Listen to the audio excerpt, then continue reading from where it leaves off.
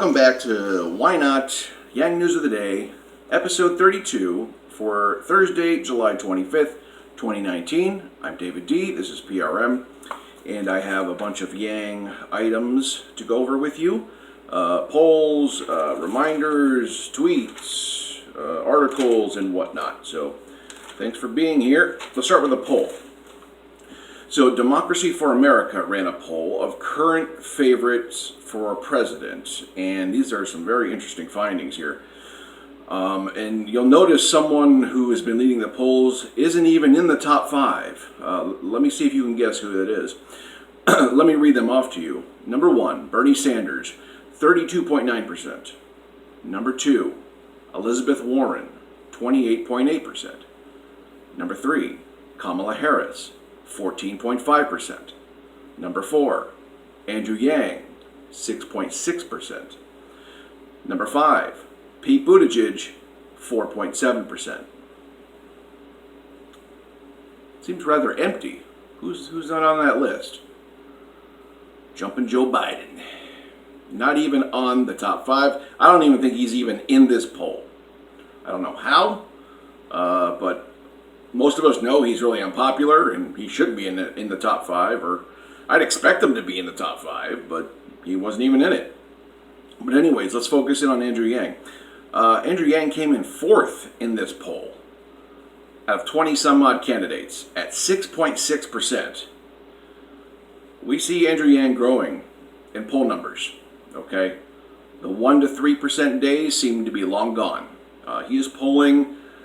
I've seen Andrew Yang polling at 3, 4, 5, and now 6.6%. So this is just good news. He's getting traction, even with the June debates, which seemed really bunk. But at the same time, it drew so much media coverage, it actually worked out for Andrew Yang. So, bad news is good news, okay? Look at Trump. Controversy all the time. He generates controversy so he can get media attention. I'm not saying Andrew Yang did that, but it's the same thing. Controversy attracts media attention. So Mike Gate between Marianne Williamson and Andrew Yang in the June debates, put those two on the map, and we see that in poll numbers across the board, even for Marianne Williamson. Like, controversy is good for media attention. It just is. So 6.6%.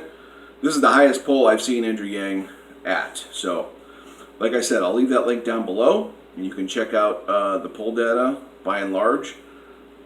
Okay, so moving on. Reminder, tonight Andrew Yang will be on The Daily Show with Trevor Noah. That will be 11:30 p.m. Eastern Standard Time. You won't want to miss that. I'll probably include that in Yang News of the Day tomorrow. I'll give you a review of my thoughts on that. So check that out.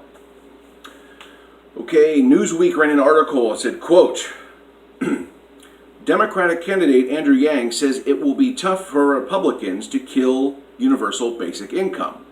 Cash is a hard thing to demonize, end quote. And Andrew Yang said in this article here, quote, for the Republicans, they'll be like, wait a minute, do I really want to sabotage the dividend that will help my constituents in rural areas and areas that have been devastated by automation, end quote. Yeah, I fully agree that cash is a hard thing to demonize, especially in 2019 when so many people are doing so bad, that Republicans will have no choice but to listen to their constituents and their outcries. It's just really, I'm sorry, there's a lot of hardliner conservatives who are very anti-handout, anything that is perceived as a handout. There's a fairly big section of those people. But most people aren't going to turn down $1,000 a month. You're just an idiot. I mean, there's idiots in America, don't get me wrong. But there are less idiots, okay, in America when they say, okay, $1,000 a month, take it or leave it, you're going to take it. And they're going to, the Republicans will have to listen to their constituents who are suffering across the board, especially in these rural areas where automation has decimated communities. So, like Andrew said, cash is a hard thing to demonize. It totally is. All right. All right, so Scott Santens, who is a UBI advocate, I believe he's affiliated with Andrew Yang still, in some capacities, sent out a tweet that said, quote, "It's weird to see Democratic Socialists treat the prospects of a VAT, value-added tax, like it's the most evil of all taxes when the countries they love, like Denmark, Sweden, Norway, and Finland, all have it. So, on the other hand, VAT is evil. But on the other hand, the Nordic states love it." End quote. He was being pretty sassy with his tweet. And then he showed a chart. I'm going to leave it down below. I'm going to leave a link to the tweet where it shows the charts in all the countries that have a VAT, how long they've had it, and how much they tax. I believe Hungary was at the top of the list. 27%, somewhere in there. But, America is the only Western country that doesn't have a VAT. So Andrew Yang has stated that a long time ago. And, there are people on the left who see the VAT as regressive, but once again, they don't contextualize it by saying there's $1,000 a month going in. So it's a disingenuous conversation for people on the left, people like Michael Brooks, people like Sam Cedar. They leave that out, and they just have a disingenuous conversation about it. But once again, we're the only country that doesn't have a VAT, and it's just time for us to join the rest of the world and get it. As long as you're getting $1,000 a month, it shouldn't be a big deal. Okay, it's not in a vacuum. It's just not an obligatory tax. You're going to have money going in from the $1,000 a month freedom dividend. So, once again, people like to have a disingenuous conversation about the VAT.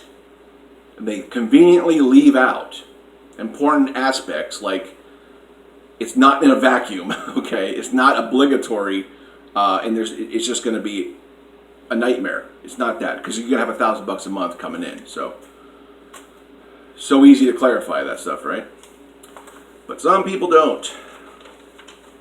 Okay, so like I said, I'll leave the links down in the description for you, and that will wrap up Yang News of the Day, episode 32, for Thursday, July 25th, 2019.